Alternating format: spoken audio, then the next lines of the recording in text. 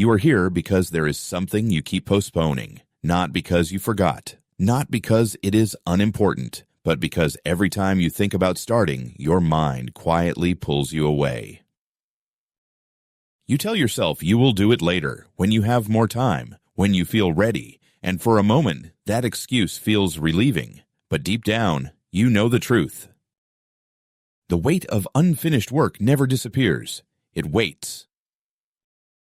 This video is not about motivation. It is not about forcing discipline or pushing harder. If that worked, you would not be here. What you are about to learn explains why procrastination feels automatic and why willpower keeps failing you. In the next minutes, you will see how your brain is actually trying to protect you and how that protection is keeping you stuck. Once you understand this, action stops feeling dangerous and starts feeling possible. Stay with me until the end. Do not skip. The final insight ties everything together and shows you how to break this cycle for good. If you miss it, you will return to the same pattern tomorrow.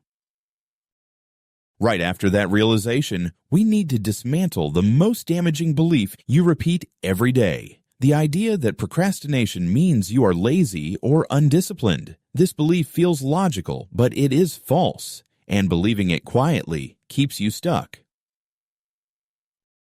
If you were truly lazy, you would not feel guilt when you delay. You would not think about the task at night. You would not watch videos like this searching for answers. The discomfort you feel is proof that you care. What is actually happening is internal conflict. One part of you wants progress, growth, and relief. Another part wants safety, certainty, and comfort. When these two collide, avoidance wins because the brain always prioritizes protection over improvement. Procrastination is not a personality flaw. It is a defensive response learned over time. Your brain has associated certain tasks with risk of failure, risk of judgment, risk of discovering limits you would rather not face.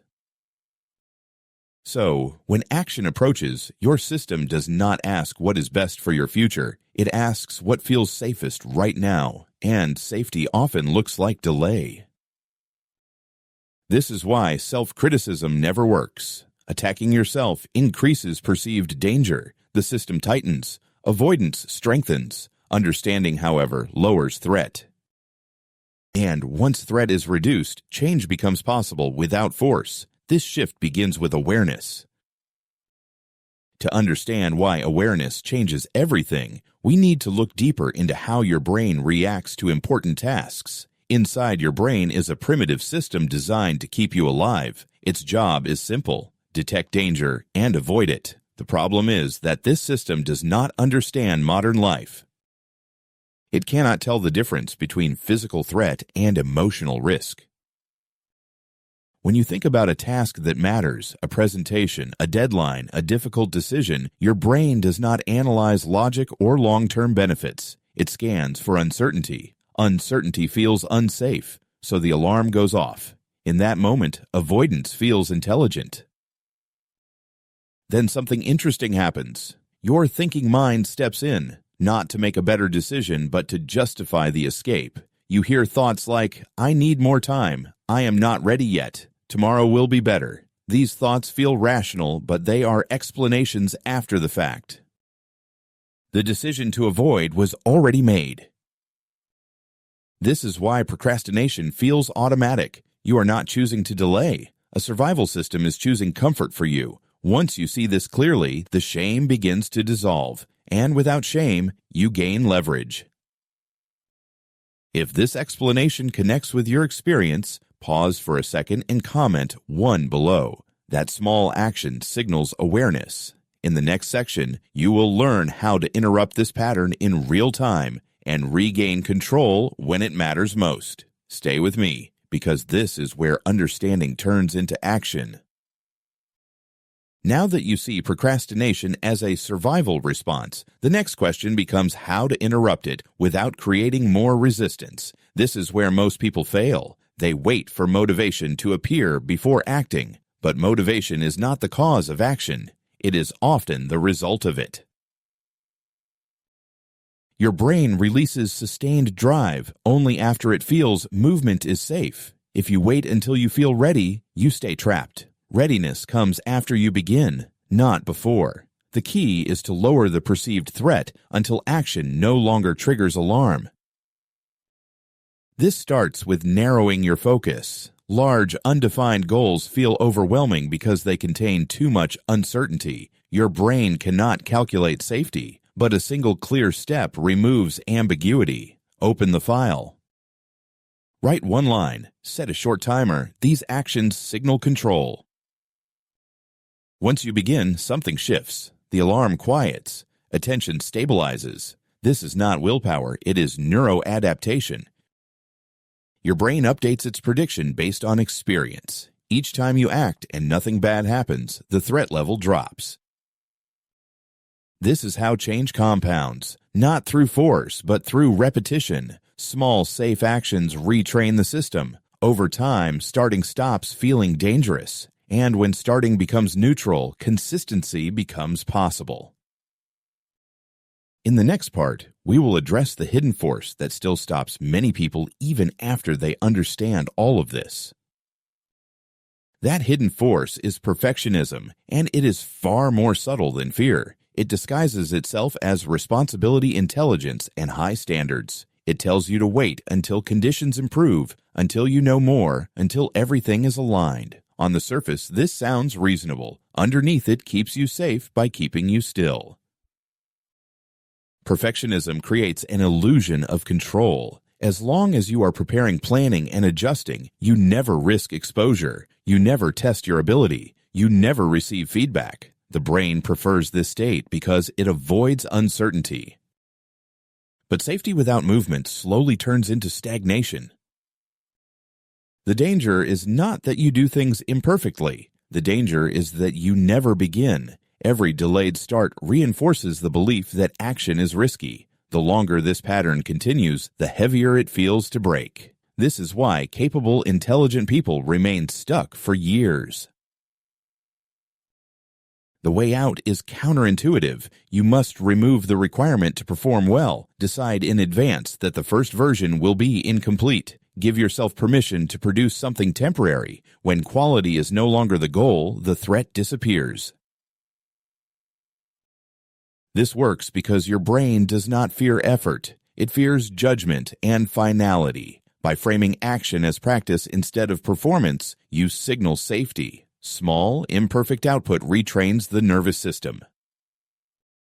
Once starting becomes harmless, consistency follows naturally. Progress returns not because you pushed harder, but because you stopped demanding certainty. In the next section, we will shift from internal mechanics to external structure and show how your environment can either support this change or silently destroy it every day. Without deliberate structure, even strong intentions collapse and old habits return unnoticed. This is why design matters more than motivation over the long term. We will break this down clearly, step by step, next. With structure in place, the final piece is commitment made visible. Environment guides behavior, but commitment locks it in. When plans stay vague, the brain keeps an exit open. Later feels safe because it avoids consequences. Specific commitments close that exit and turn intention into action. Choose one task and define it clearly. Decide when it starts and how long it lasts. Write it down and place it where you can see it. This is not pressure, it is clarity. Clarity reduces uncertainty, and reduced uncertainty lowers resistance. Add accountability to strengthen the signal. Tell one person what you will do, or set a simple rule with a consequence you respect. Commitment works because it reshapes identity. Each follow-through becomes evidence. Evidence changes belief. If this framework resonates, pause and comment too, below. That small action reinforces the decision you are making right now. In the final section, we will connect everything you learned into a single operating system you can use daily. You will see how identity, environment, and action reinforce each other. When these align, procrastination loses leverage without force. Stay until the end, because the closing insight shows how to maintain this change long-term and return quickly when old patterns try to come back. This process remains practical, calm, repeatable, and grounded in daily choices. We now bring everything together into a single operating system for action. Understanding removed shame, small steps reduced threat, structure created safety, commitment shaped identity. When these elements work together, procrastination has no space to survive. The final shift is choosing who you are each day, not as an idea, but as behavior. Identity is built through evidence. Every time you start when it feels uncomfortable, you cast a vote for the person who acts. Over time, those votes compound.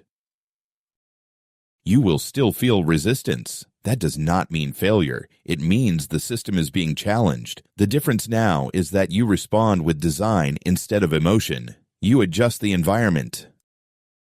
You reduce the task. You recommit to the next step. This approach is calm and repeatable. It does not depend on motivation or mood. It works on busy days and difficult weeks. When life becomes chaotic, you return to basics. One task. One step, one commitment. Procrastination fades when action becomes familiar. Familiarity creates safety. Safety allows focus. Focus creates progress. This loop replaces the old cycle of fear and delay.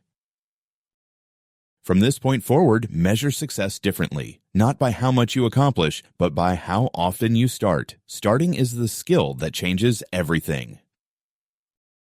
Carry this system with you. Use it daily. When you fall off, return without judgment. Consistency is built through return, not perfection. This is how long-term change is maintained and how you move forward with clarity, control, daily practice. At this point, procrastination is no longer the enemy. It is simply a signal that your system needs adjustment, not punishment. When resistance appears, you do not argue with it. You observe it and respond with the tools you now have. Reduce the task, clarify the next step, change the environment, begin anyway. This is how control is maintained over time, not through intensity but through awareness and response. The goal is not to eliminate resistance forever. The goal is to stop obeying it automatically. Every time you choose action, even small action, you strengthen trust in yourself. This trust compounds quietly. Days turn into weeks. Weeks turn into momentum. And momentum reshapes how you see yourself. You stop asking why you cannot start. You start expecting yourself to act.